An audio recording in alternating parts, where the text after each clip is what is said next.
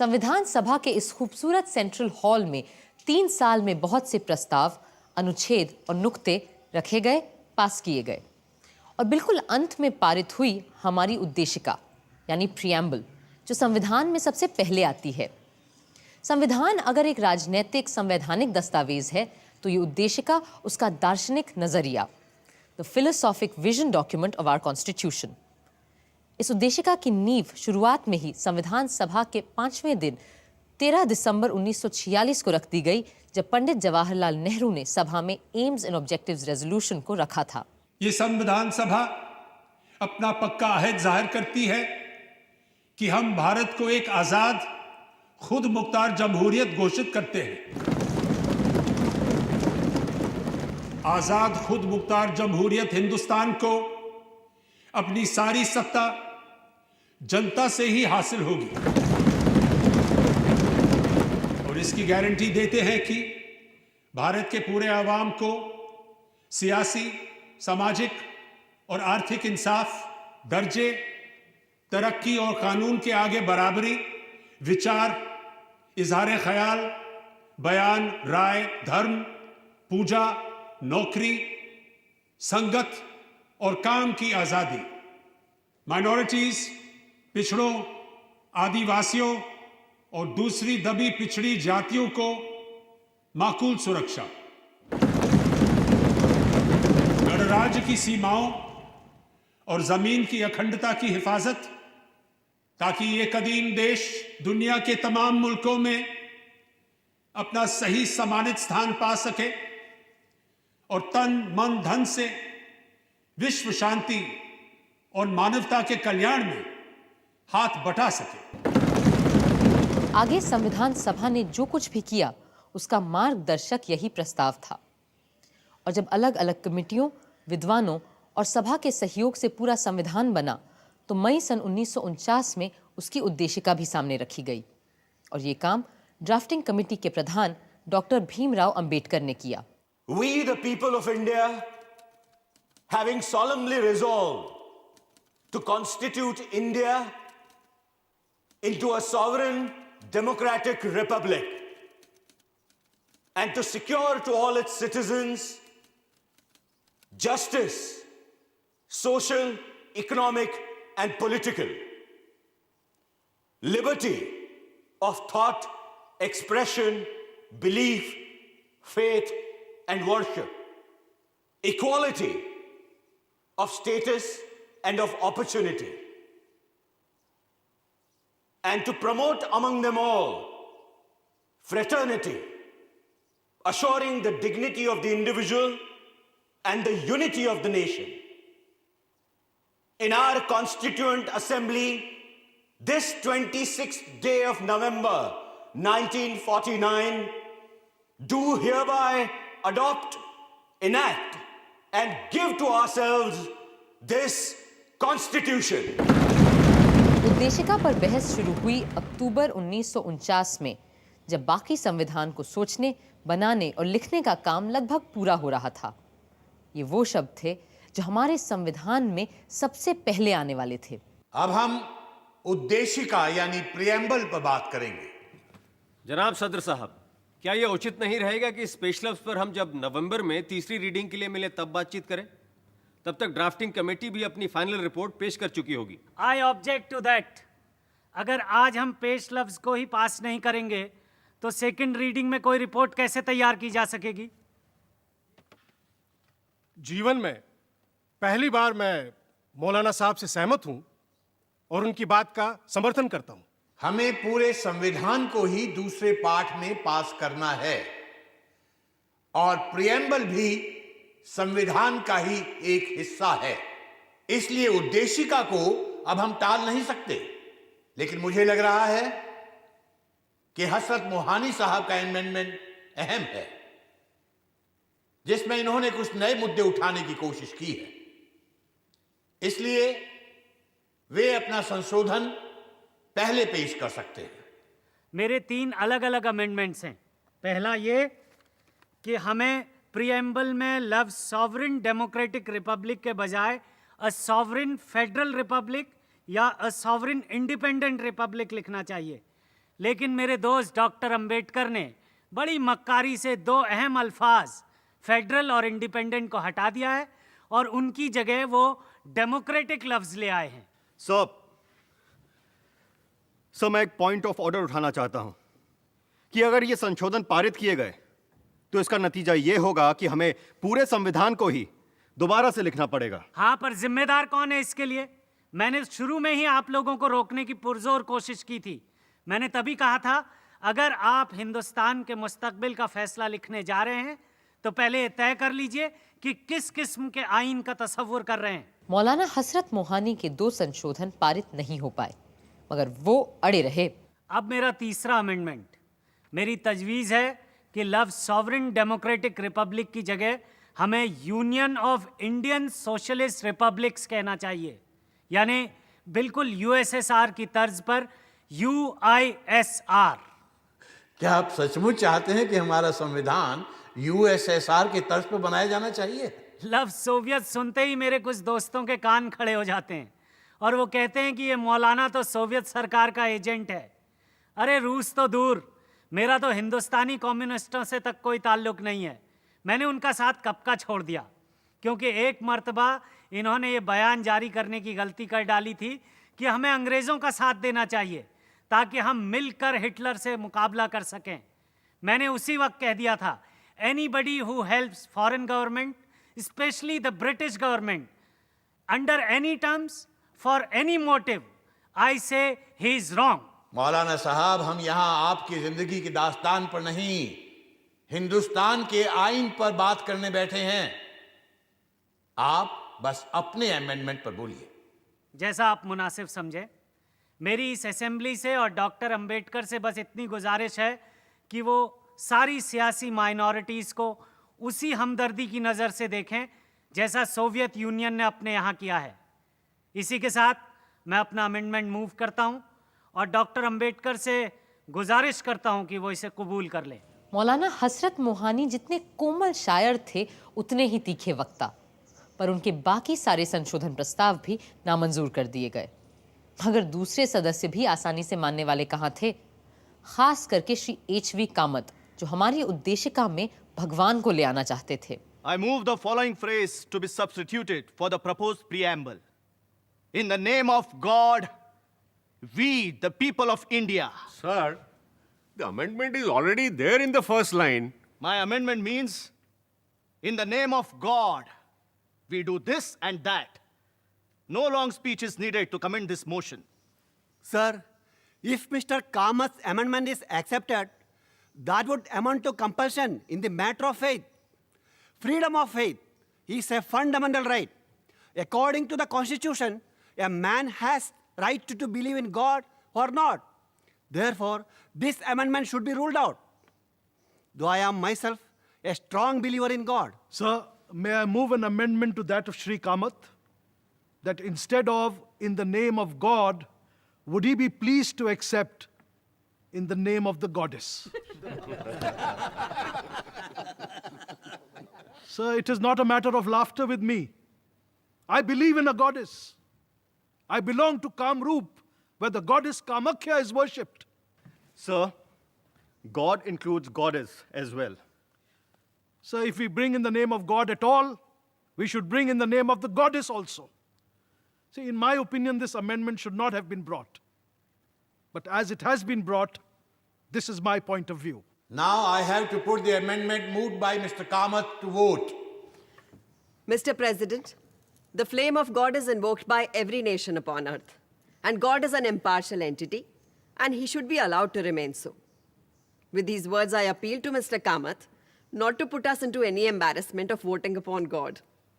I claim a division. Sir, I want a division on this question. I also want a division. There is no alternative left to me. Those in favor may raise their hands. Those opposed may raise their hands. No. The amendment is rejected. Sir, this is a black day in our history. God save India. भगवान के अलावा महात्मा गांधी का भी मुद्दा था, जो अपने भक्तों के लिए किसी भगवान से कम नहीं थे। Sir, I back to move कि उद्देशिका में निम्नलिखित को बदल दिया जाए। सर्वशक्तिमान भगवान जिनके प्रताप और मार्गदर्शन में हमारे राष्ट्रपिता महात्मा गांधी ने देश का नेतृत्व किया और हमें गुलामी से आजादी की ओर ले गए। आई ओपोज द अमेंडमेंट। मैं नहीं चाहता कि महात्मा गांधी का नाम हमारे संविधान में लिया जाए, क्योंकि यह संविधान गांधीवादी है ही नहीं। हमें अपने राष्ट्रपिता का नाम बहुत सोच समझकर ही इस्तेमाल करना चाहिए। ये उनके प्रति सम्मान और प्रेम का ही सबूत होगा अगर हम उनका नाम संविधान में ना ही घसीटें। आदरणीय आचार्य कृपलानी जी की अपील पर मैं अपना संशोधन प्रस्ताव वापस लेता हूं। बात सिर्फ ईश्वर या बापू के नाम की ही नहीं थी। कई लोग बहुत से नए शब्द और विचार उद्देशिका में लाना चाहते थे जो कम महत्व के नहीं थे। हम भारत के लोग भारत को एक संपूर्ण प्रभुत्व संपन्न लोकतांत्रिक गणराज्य बनाने के लिए देश के प्रत्येक नागरिक को निम्न चीजें देने का प्रण करते हैं। 1. जीवन यापन का यथोचित मौका। 2. मुफ्त और लाजमी शिक्षा। 3. मुफ्त दवा इलाज। 4. Compulsory military training. एक एक ऊंट और मोटरसाइकिल भी दिलवा दीजिए ना सबको। ये आप प्रस्तावित कीजिए ना। सर, धर्मनिरपेक्ष यानी सेकुलर शब्द को हमारे संविधान में जगह ही नहीं मिली, जबकि हमारे कई राष्ट्र नेताओं ने कई बार इस शब्द पर बहुत जोर दिया है। मैं कहता हूं कि हमें इस शब्द को अपने प्रीएम्बल में शामिल कर देना चाहिए, क्योंकि इससे माइनॉरिटीज के दिल को संबल मिलेगा और साथ ही में वो जो लोफरगिरी हमारे पॉलिटिक्स में घुस आई है वो भी थोड़ी कम हो जाएगी। सर, मैं एक और शब्द पर जोर डालना चाहूंगा और वो है समाजवाद, सोशलिज्म। मेरा पक्का विश्वास है कि भारत का भविष्य समाजवाद में ही है और मुझे समाजवादी समाज में पूरा यकीन है। संपूर्ण प्रभुत्व संपन्न यानी सॉवरेन शब्द हमारी उद्देशिका में आया है, पर आप मुझे बताएं, जो संघ व्यक्तियों का समूह हो वो संपूर्ण प्रभुत्व संपन्न कैसे हो सकता है? इसलिए मैं प्रभुत्व के विचार के ही खिलाफ हूं।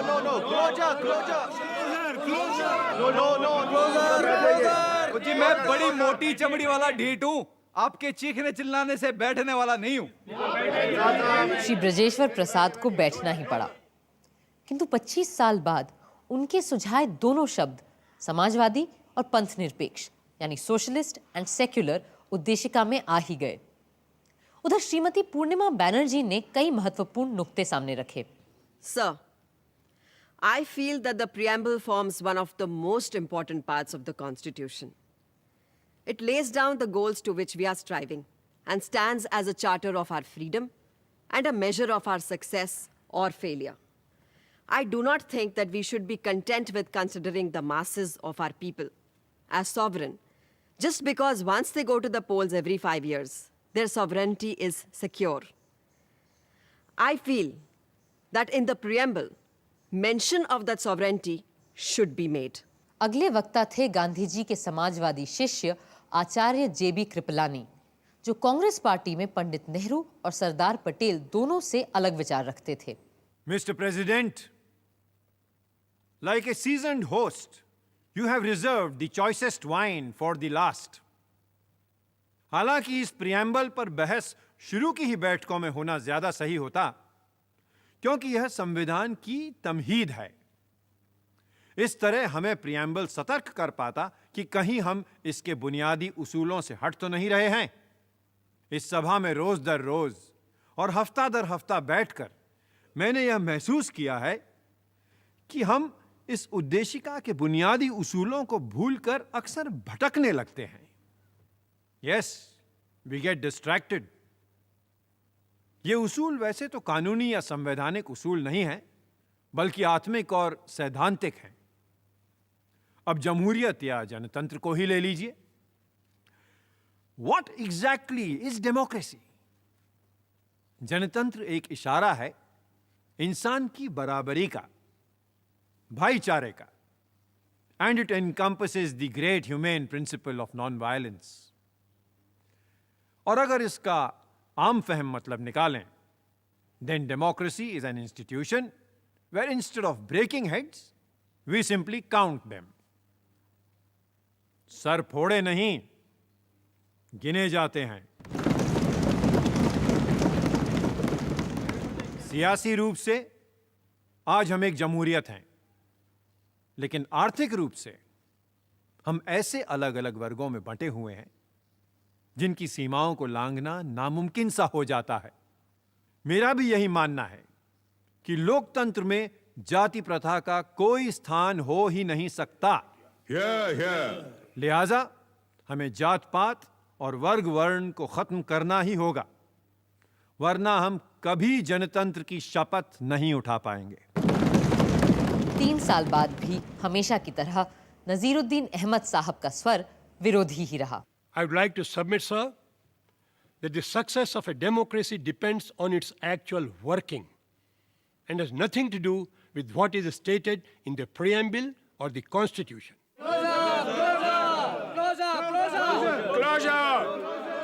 I take it that the closure is accepted. I shall now ask Dr. Ambedkar to reply.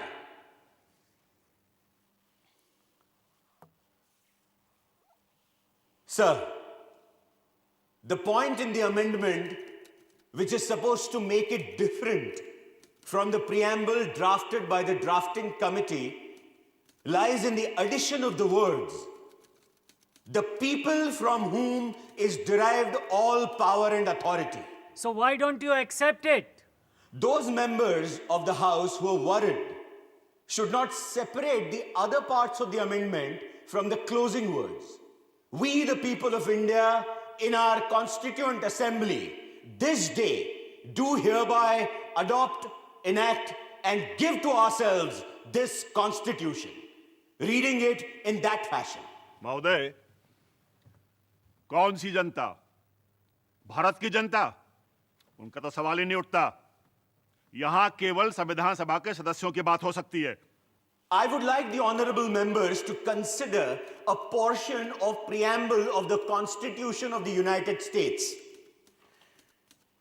We, the people of United States, do ordain and establish this Constitution for the United States of America.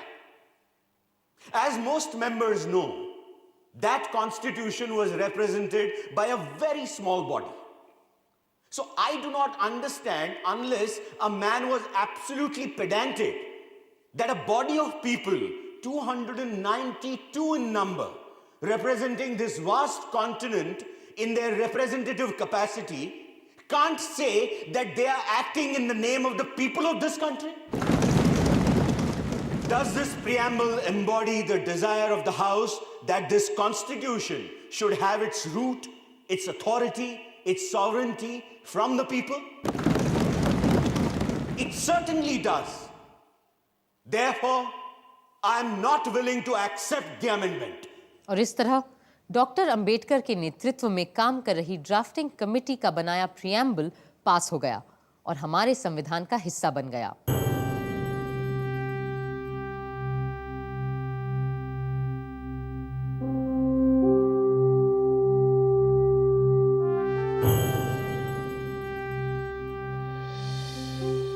साल की अथक मेहनत रंग ला रही थी और सदियों से अंग्रेजों की गुलामी और राजे रजवाड़ों की दास्ता में बंधा देश आज अपनी मर्जी से अपने बनाए रास्ते पे चलने जा रहा था.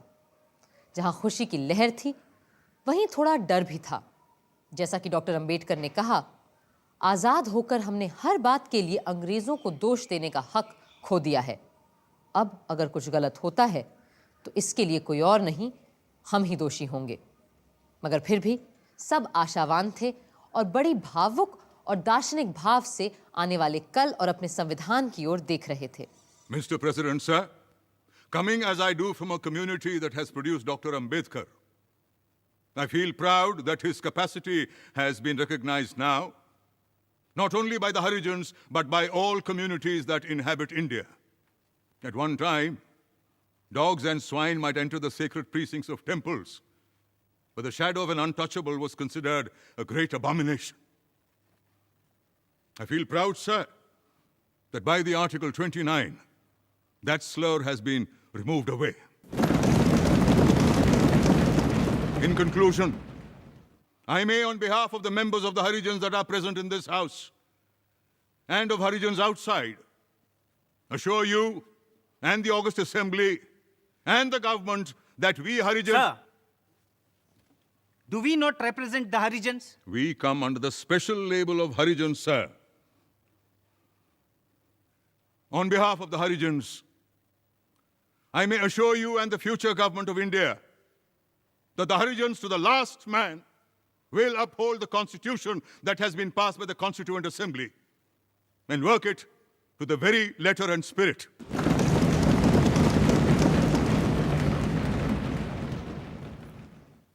Sir, it is something like this. We wanted the music of Veena or Sitar, but here we have the music of an English band. The first and foremost advice which Mahatma Gandhi ji gave in his picturesque language was that the constitutional structure of this country ought to be broad-based and pyramid-like. It should be built from the bottom and should taper right up to the top. What has been done is just the reverse. The pyramid has been reversed. Whether or not we are right in having discarded Gandhiji's idea of constitution making, it is too soon for us to judge. The future will judge for itself. Samajwadi चिंतक professor केटी शाह का संविधान की कई धाराओं से बड़ा विरोध था, फिर भी वो आशावान थे। सभापति महोदय, ये हो सकता है कि हमारा संविधान अपने इरादे और आकार में लोकतांत्रिक हो, पर लोकतंत्र के मंत्र जनता की, जनता द्वारा, जनता के लिए सरकार के आदर्श से हम बहुत दूर हैं।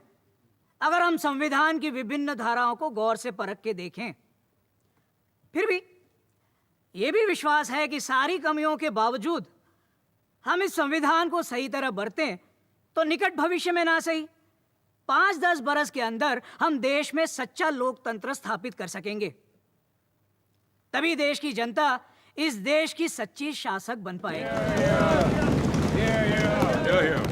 सदर साहब, संविधान सभा ने सबसे बड़ा खतरा हर वयस्क को मताधिकार देकर मोल लिया है। मैं ये भी बता दूं कि मैं इसे खतरा क्यों कह रहा हूं। हमारे देश की 85% जनता अनपढ़ है, मगर सदर साहब फिर भी मैं कहूंगा कि हमने ये खतरा सही अपनाया है, सोच समझ के ये दांव लगाया है, क्योंकि बिना हर वयस्क को मताधिकार दिए हमारा प्रजातंत्र बिल्कुल निरर्थक साबित होता।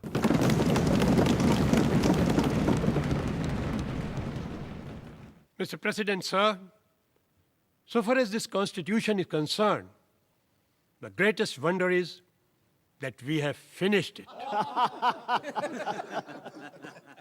The greatest defect with the drafting committee, however, was that their minds were continually changing. In fact, these changes were so apparent and so persistent and almost of such daily occurrence that these have resulted in many contradictions. I should submit that the Constitution is so badly drafted that it will be a lawyer's paradise. I suppose I must come to a close. I owe some apology to this House for criticizing the the drafting committee in this manner. But thanks are also due to the drafting committee for the troubles that they have been put to. तारीफ और आलोचना का सिलसिला अगले दिन भी चलता रहा, पर संविधान के कटु से कटु आलोचक भी इतने बड़े काम को अंजाम देने वालों की तारीफ ही कर रहे थे। अध्यक्ष महोदय, जो लोग इस बिना पर, इस संविधान पर अपने आपत्ति जाहिर कर रहे हैं कि इसे एक ही पार्टी ने तैयार किया है, मैं सिर्फ यह कहना चाहूंगा कि वे उन प्रोविजंस की ओर ध्यान दें जो संविधान के संशोधन के बारे में फ्रेम किए गए हैं। तब उन्हें पता चलेगा कि यदि वे संविधान को बदलना भी चाहे, अगर यही उनकी मंशा हो और इसके लिए वे जनता की पूरी सहमति भी प्राप्त कर सके, तो पूरा संविधान उलट कर सकते हैं। ब्रिटेन के एक संविधान के बारे में एक फ्रांसीसी लेखक ने कहा है, पार्लियामेंट मर्द को औरत में तब्दील करने के अलावा जो चाहे कर सकती है। और इस संविधान के बारे में मेरा भी ख्याल है कि आने वाले लेजिस्लेटर एक मूर्ख को विद्वान में तब्दील करने के अलावा कुछ भी बदल कर सकते हैं। सेठ दामोदर स्वरूप ने भी कई तीखे सवाल किए उस दिन। सभापति महोदय, मुझे क्षमा करें कि मैं कुछ कड़वे सच आपके सामने रखने जा रहा हूं। इस देश के लोग इस संविधान के पास और लागू हो जाने के बाद भी संतुष्ट और सुखी नहीं होने जा रहे हैं, क्योंकि इस संविधान में लोगों के लिए है ही क्या।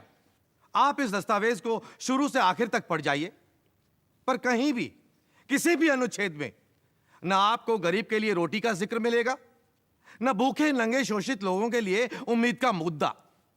इसके अलावा न इसमें काम और रोजगार की कोई गारंटी दी गई है। सभापति महोदय, यह संविधान पास किए जाने के लायक है ही नहीं। हम ऐसे फौरन कूड़े की टोकरी में फेंक देना चाहिए। और हम ये करें या ना करें, देश की जनता खुद इस संविधान को कभी स्वीकार नहीं करेगी। एक के बाद एक कई लोगों ने सवालों की झड़ी लगा दी। सर, हमने हर इंसान को समता तो दी है, पर इस संविधान में स्वतंत्रता को हमने नजरअंदाज कर दिया है। मैं यह सोच भी नहीं सकता था कि स्वतंत्र भारत के संविधान में बिना मुकदमे की हिरासत की इजाजत को मौलिक अधिकारों में जगह मिलेगी। अपनी जवानी के 10 साल बरतानी गुलामी के दिनों में जालिम जेलों और काल कोठरियों में बिताने के बाद मैं अच्छी तरह जानता हूं कि बिना मुकदमे की कैद में रहने वालों को किन यंत्रणाओं से गुजरना पड़ता है। मैं कभी किसी ऐसे प्रावधान का समर्थन नहीं कर सकता। कुछ का कहना था कि संविधान में बहुत सी बेकार की चीजें भी शामिल कर ली गई हैं। Sir, I cannot understand why we had to go to such details as to put in the salaries of high dignitaries of the state, like the president and the salaries of judges in the Constitution.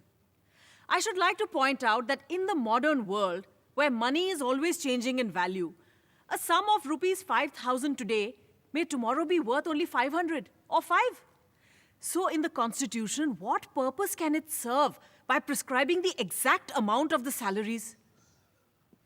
Mr. President, my bitter complaint is that the Constitution is silent about death sentence.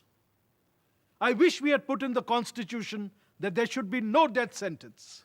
Mr. Chaudhary, you are becoming very serious. I am always serious, sir, but others take me lightly. After all, we are followers of Mahatma Gandhi, who had adopted to some extent the teachings of Jesus Christ. You must not take eye for an eye. You must not take a tooth for a tooth. You must not take a life for a life. Shri Brajeshwar प्रसाद ने तो संविधान का विरोध करने का एक अलग तरीका ही इजाद किया। मिस्टर प्रेसिडेंट, सर, मैं इस कॉन्स्टिट्यूशन को अपना कंडीशनल और आधा अधूरा पूर्ण समर्थन देने के लिए खड़ा हुआ हूं। यदि इसमें हिंदी भाषा और अस्पृश्यता उन्मूलन जैसी चीजें ना होती तो मैं इसका समर्थन कर ही नहीं सकता था। मैं केवल इस बात के लिए संविधान का समर्थन करता हूं कि ये यूनिटरी है, पर फेडरलिज्म, सूबों की एनाटॉमी, पार्लियामेंटरिज्म, एडल्ट फ्रेंचाइज और फंडामेंटलाइज का मैं घोर विरोधी हूं। मेरी ऑनरेबल मेंबर से ये अपील है कि वो अपनी बात जरा धीरे धीरे कहें। तूफान महल की तरह दौड़ दौड़ मत जा। जी, मैं धीरे धीरे ही बोलता अगर सदर साहब मुझे अपनी बात कहने का थोड़ा और वक्त देते। खैर, हमारे महान महात्मा गांधी जी खुद विकेंद्रीकरण या डिसेंट्रलाइजेशन के हामी थे। उनके लिए डिसेंट्रलाइजेशन राम राज्य की तरह ले जाने वाला रास्ता था। सिर्फ एक अहिंसक समाज में जहां हर तरह की हिंसा समाप्त हो चुकी हो, हम विकेंद्रीकरण की बात सोच सकते हैं। भाई, मुझे 1-2 मिनट और देंगे क्या आप? बिल्कुल नहीं, बल्कि आप अपना भाषण मुझे दे दीजिए। तो इसे पढ़ा हुआ मान लीजिए। और इस तरह आया सभा का आखिरी ऐतिहासिक दिन। इस दिन भी कई लोगों को बोलना था और श्री महावीर त्यागी ने बड़े पते की बात की। हालांकि मैं हर तरह से इस संविधान की इज्जत और तारीफ करता हूं, मगर फिर भी एक चीज यहां ऐसी है जिसका मुझे बड़ा डर है, और ये डर मुझे उस वर्ग से है जिसे हर जगह लोकतंत्र पैदा करता आया है, और वो है ऐसे लोगों का वर्ग जिनके लिए राजनीति ही उनका जरिया या माश बन जाता है, उनका पेशा, उनका धंधा बन जाता है। अगर हमारा लोकतंत्र भी ऐसे लोगों के हाथ आ गया जिनके पास और कोई काम ही नहीं सिवाय पार्लियामेंट की मेंबरी और मंत्री बन जाने के, तब तो हमारे लोकतंत्र को डूबने से कोई नहीं बचा सकता। इस बात का मुझे पक्का यकीन है। तजम्मुल हुसैन साहब ने पाकिस्तान के संविधान की चर्चा की। जनाब सदर साहब, हम पर बार बार यह तोहमत लगाई गई है कि हमने अपना आयन तैयार करने में बहुत ज्यादा वक्त लगा दिया है। इस तरह के एतराज करने वालों को मैं एक बात याद दिला देना चाहता हूं कि दो मुल्कों ने एक ही दिन, तकरीबन एक ही तारीख को अपने अपने आयन तैयार करने का बीड़ा उठाया था। हम तो हमारा काम पूरा कर चुके, अलबत्ता हमारा पड़ोसी देश अभी भी अपने पहले कदम से आगे नहीं बढ़ पाया है। पाकिस्तान का संविधान बनने में 3 नहीं पूरे 25 बरस लगे और उनका संविधान सन 1972 में जाकर बन पाया। मगर हमारा संविधान सोचने, बनाने और लिखने में सबसे बड़ा हाथ बटाने वाले डॉक्टर भीमराव अंबेडकर संविधान सभा के आखिरी ऐतिहासिक वक्ता के रूप में खड़े हुए।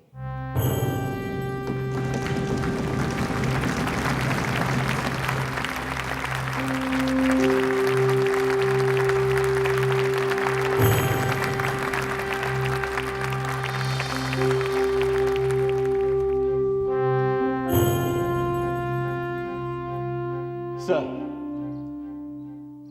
looking back on the work of the Constituent Assembly, it will now be 2 years, 11 months, and 17 days since it first met on the 9th of December 1946. During this period, the Constituent Assembly has altogether held 11 sessions. These 11 sessions of the Constituent Assembly have consumed 165 days. Out of these, the Assembly spent 114 days for the consideration of the draft Constitution.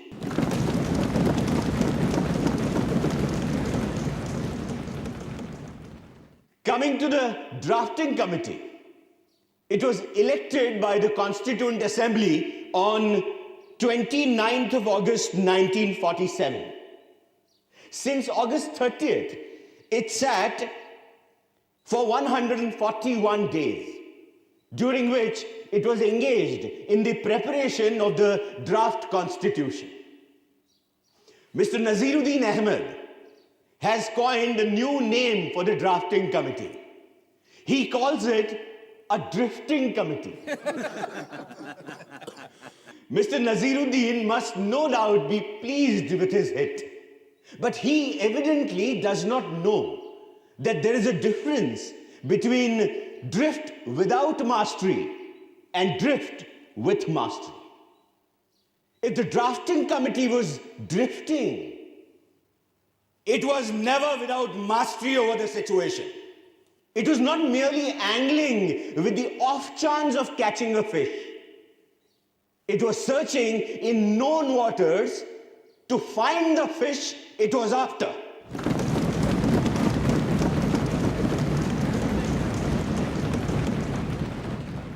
I'm glad to find that with the exception of a solitary member, there is a general consensus of appreciation from the members of the Constituent Assembly of the work done by the drafting committee. I feel so overwhelmed that I cannot find adequate words to express fully my gratitude to them.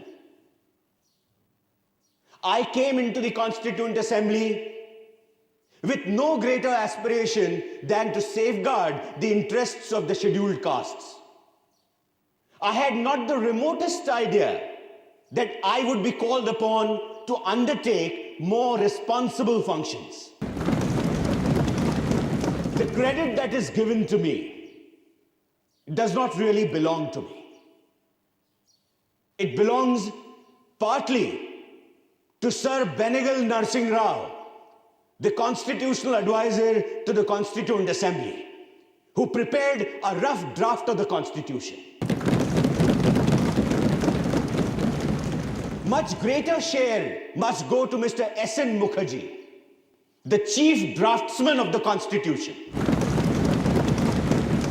On the 26th January 1950, India would be a democratic nation. In the sense that India from that day would have a government of the people, by the people, and for the people.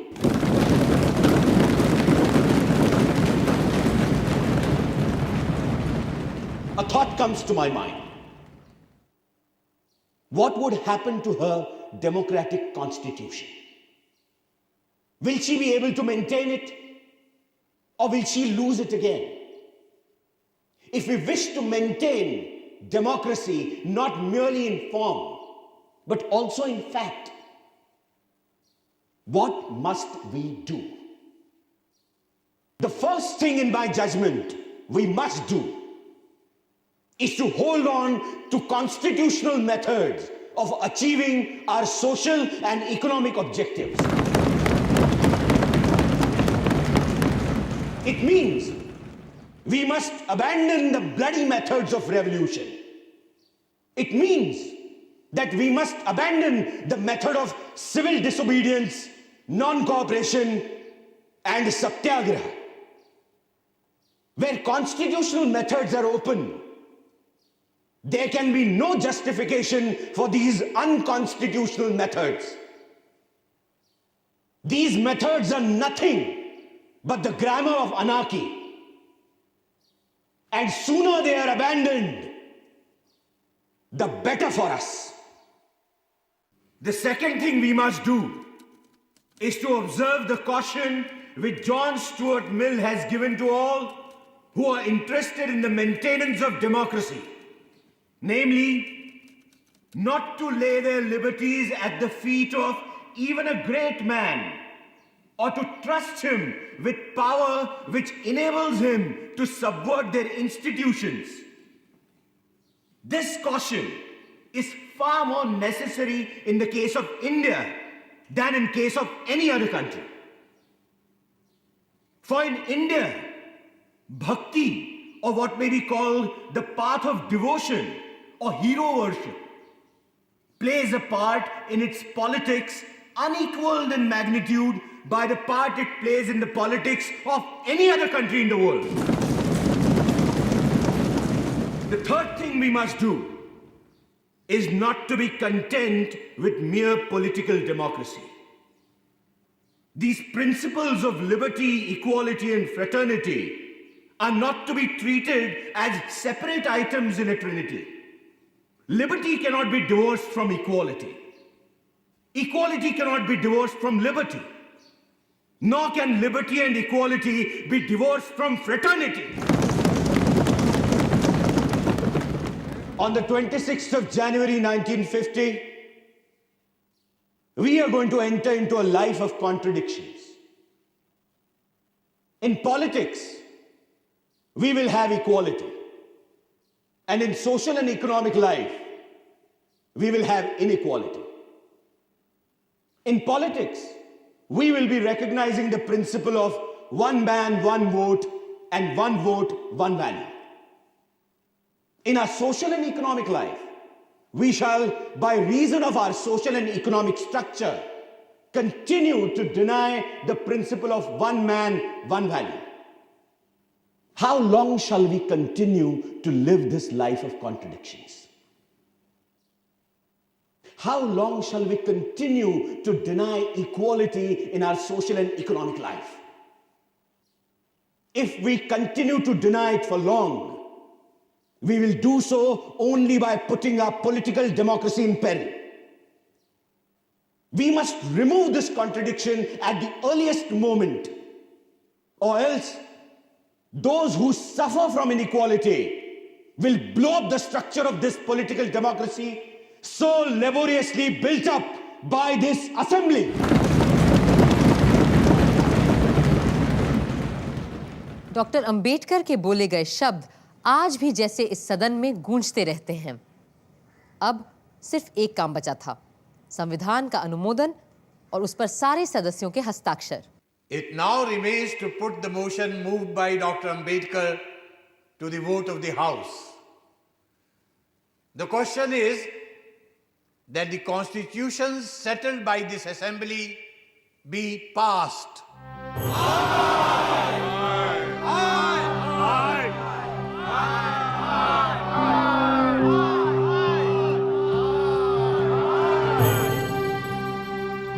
motion is adopted. Bharat माता की जय! भारत माता की जय! भारत माता की जय! भारत माता की जय! वंदे मातरम! वंदे मातरम! वंदे मातरम! महात्मा गांधी की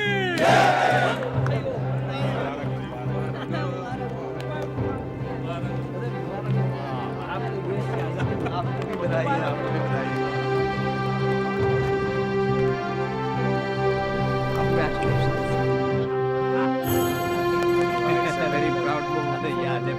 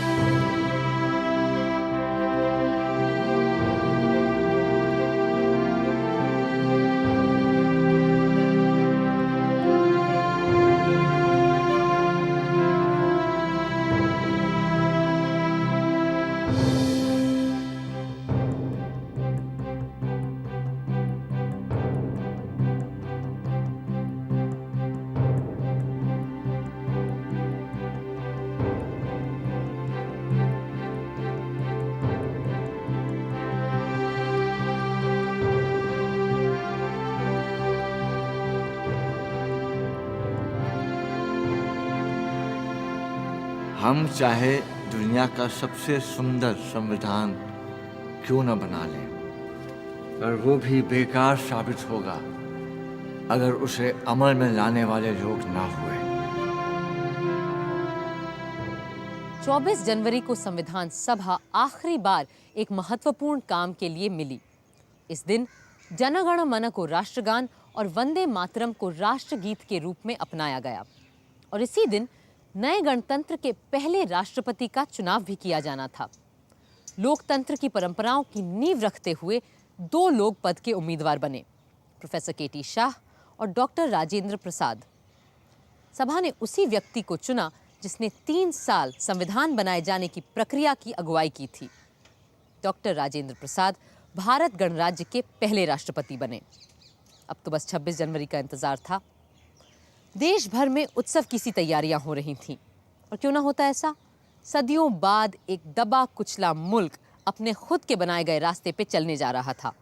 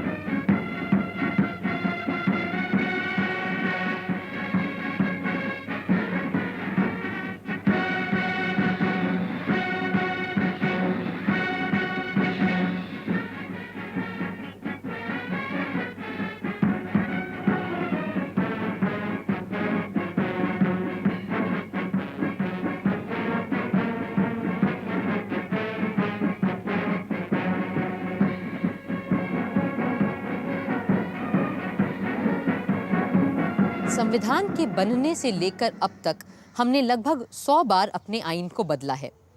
कभी किसी परिस्थिति के बदल जाने पर, कभी किसी अनुच्छेद को स्पष्ट करने के लिए, कभी किसी राजनीतिक पार्टी के अपने स्वार्थ को सिद्ध करने के लिए, तो कभी उन स्वार्थों को फिर निरस्त करने के लिए और कभी डायरेक्टिव प्रिंसिपल्स को और सार्थक बनाने के लिए। जैसा कि विद्वान ग्रैनविल ऑस्टिन ने लिखा है, equipped with the basic qualifications, attitudes and experience for creating and working a democratic constitution, Indians did not default their tryst to a destiny.